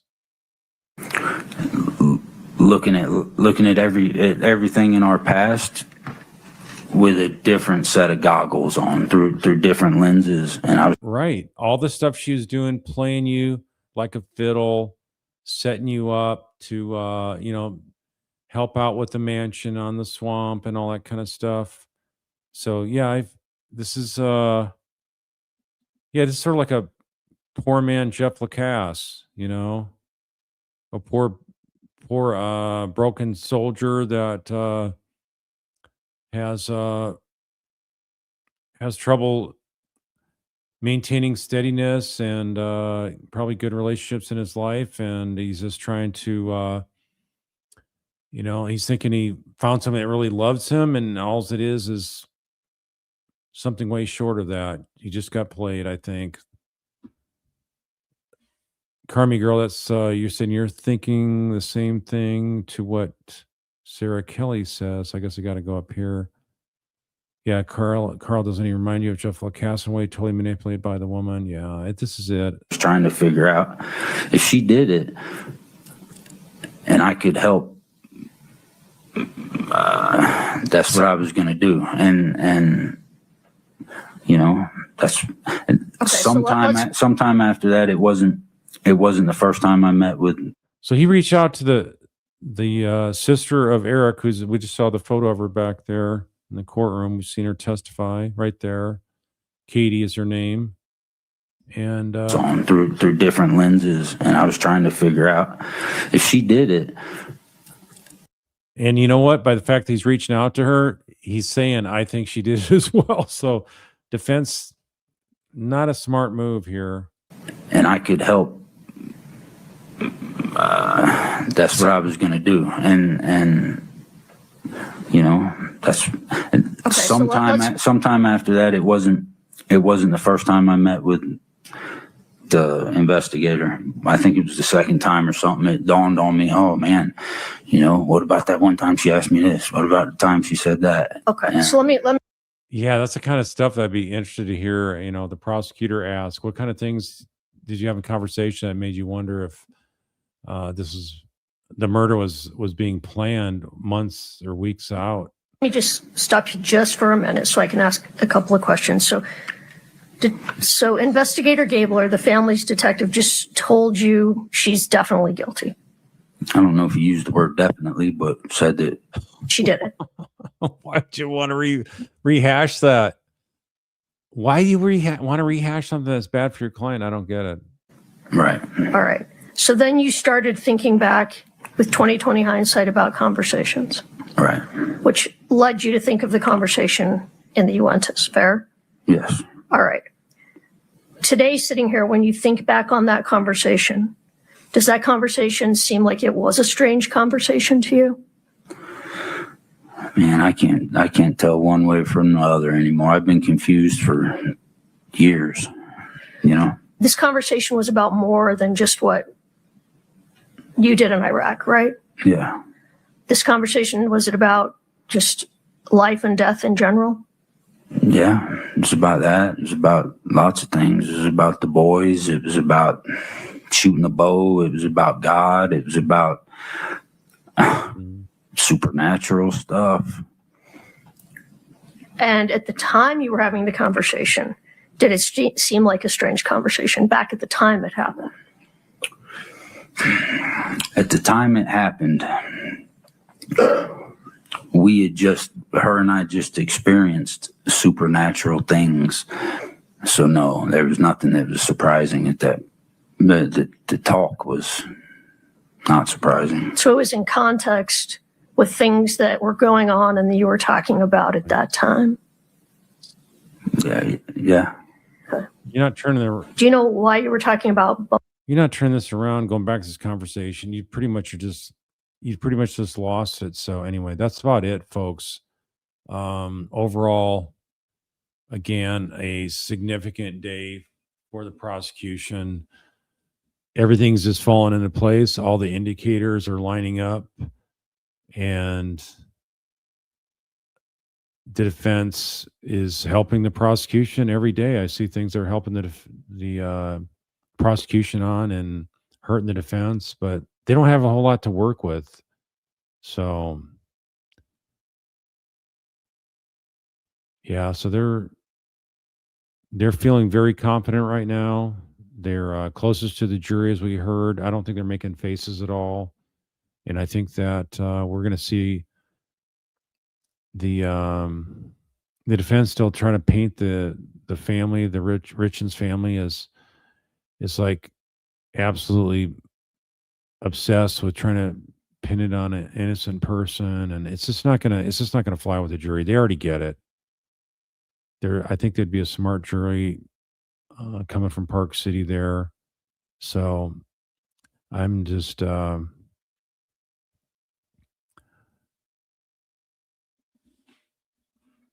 thinking this guy here, he's it just paints her in a nastier light to the jury. The jury's going to see what this guy is saying about her, and he gave her the benefit of the doubt. He was clueless that she was capable of this, but then he's hearing stuff on the radio, reading stuff in the newspaper, seeing this book, and she probably just became, just looked for ways to be colder towards him as they're still dating after the murder happened, because she wasn't going to abruptly kick him out of her life. She needed him probably for the house flipping, but she just wasn't going to do this love bombing anymore. And then he's probably figured out that, she's finding things to find fault with me on. And so anyway, I think it all plays in well to her having this master scheme plan to have all this stuff come to benefit her and becoming a famous and rich person there in Park City. So as it turns out, she's infamous more than just in Park City, but it's not for something good, and she's obviously not wealthy. So what a shame to throw away your life like this and to have zero love for your children this way. It's just unbelievable. Can't fathom it.